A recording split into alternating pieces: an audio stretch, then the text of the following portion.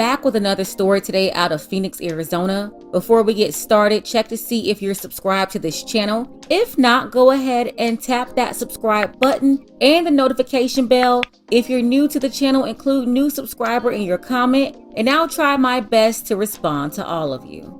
If you're a sub and you're from Arizona or New Jersey, let me know below in the comments, but here's the story. You have a man, his name is Michael. He met this woman here in New Jersey. Her name is Retta. When Michael met Retta, she already had a daughter. Her name was Aaliyah from a previous relationship. Aaliyah's father, Kevin, also lived in New Jersey, and she had a great relationship with her father. Michael decided to move forward with Retta, and he also accepted her young daughter, Aaliyah, recognizing her as his daughter too. Michael ended up getting Retta pregnant so that he could have his own biological child with her, solidifying them as a family of 4. Then Michael made the decision to move his family to Phoenix, Arizona. He wrote, "I moved here with my children and their mother from New Jersey for spiritual reasons. I wanted to make my daughters aware of the spiritual nature that I believe in." And Michael believed that Arizona was a very spiritual state. So when the family moved to Arizona, it caused a lot of friction between Kevin and Retta, both parents wanting Aaliyah to stay with them. Kevin wanted her to stay in New Jersey, while Retta wanted her in Arizona so that Aaliyah could be with her, Michael, and her youngest daughter, Royal. That's when the custody battle fired up a few notches. Kevin gained primary custody at some point, but he allowed Retta to take Aaliyah for spring break in March 2020, and around that time the US was shut down due to C-19, and Retta refused to return her to Kevin. Retta was finally able to have her way by taking Aaliyah from Kevin and being able to have her full time in Arizona. Kevin told the court that Retta had no right to take Aaliyah, being that he was the custodial parent. So the fight in family court across 2 states, New Jersey and Arizona, it all continued when Kevin filed the appropriate paperwork.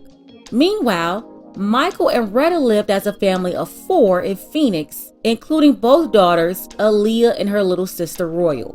The couple got into a verbal fight in March 2021. Retta was so combative that Michael had to call the police on her to intervene. Police showed up to calm Retta down, but they didn't detain her or charge her with anything. This whole time, Kevin was back in New Jersey. He was worried about his daughter, Aaliyah. At that time, in March 2021, he hadn't seen her in over a year, which was not normal for him. You see, Kevin, he's been there with Aaliyah active her whole life, highly involved in her daily life before Retta took her from him. About 6 months later, in September 2021, Kevin finally got some good news. A judge ruled in his favor and ordered Retta to return Aaliyah back to him in New Jersey. He was excited to be reconnected with his daughter once again after not seeing her for a year and a half. Retta, on the other hand, she didn't like this news at all. She did not want Aaliyah to go back to New Jersey with her father. So after she received the news about the court order, she told Michael that the girls had C-19 and that she would keep them quarantined in the bedroom where she would watch over them.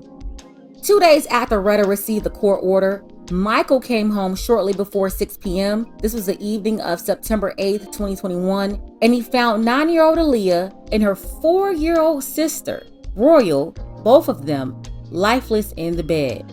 Retta had barricaded herself in a room by pushing the bed against the door. Michael called 911, and when officers arrived on site, they detained him. But after investigating in the house, they let him go. Detectives say a prescription pill was found near one of the girls by her mouth. They also found a bottle of Oxy, Tylenol, and a liquid substance in the room. Investigators are saying that Retta used those pills to sedate and overdose her daughters. She was found in a room with no clothes on, and she had self-inflicted cuts and a handwritten note near her explaining the situation. Retta was taken to the hospital and she survived. At the hospital, she denied knowing about the confession letter, but opened up to the hospital staff about what she did to her daughters. Nearly a week later, Tuesday, September 14th, Retta was released from the hospital and she was arrested. She was officially charged with taking the lives of Aaliyah and Royal. The judge set her bond at $2 million. Both fathers, Michael and Kevin, they're left to plan funerals for their daughters. Kevin made this statement. He said, "I feel for Mike. His daughter's gone too, but he had a chance to say something too." Kevin believes that Michael was there with the girls and Retta. He was aware of her behavior during their court battle and also supported Retta in keeping Aaliyah in Arizona with them and away from Kevin in New Jersey.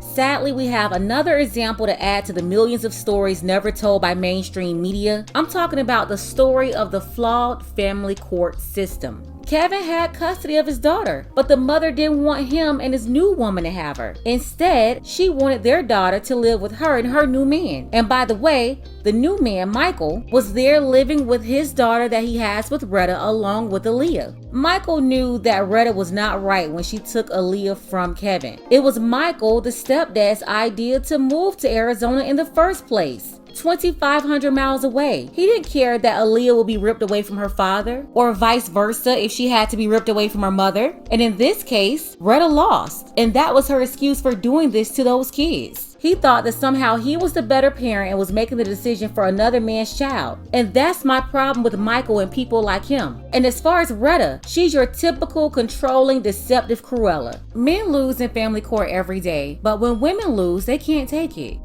The ones hurt the most by all of this are these two little girls. They're no longer here. And that's what it's really about, the kids. But destructive mothers like Retta could care less about the kids.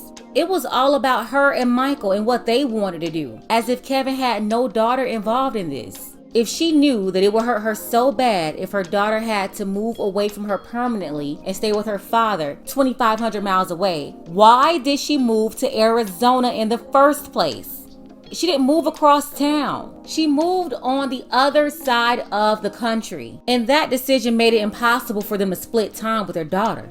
And I'm saying this because she's the one who said that she was stressed out because she had to send her daughter back to New Jersey to be with her father. Well, you wouldn't have had to go through all of that if you would have just stayed in New Jersey. Nobody said that you and Michael couldn't be together. She and Michael, they could have stayed in their place on their side of town, while Kevin and his woman was on the other side of town in their place. But either way, if they had made that decision, Aaliyah wouldn't have to be ripped away from anybody.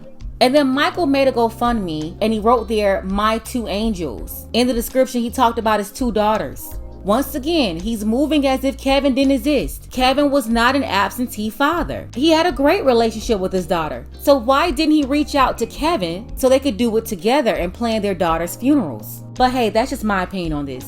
Sending condolences to both fathers. I understand they are both grieving the loss of these little precious angels right here. Aaliyah, 9 years old, and Royal, 4 years old.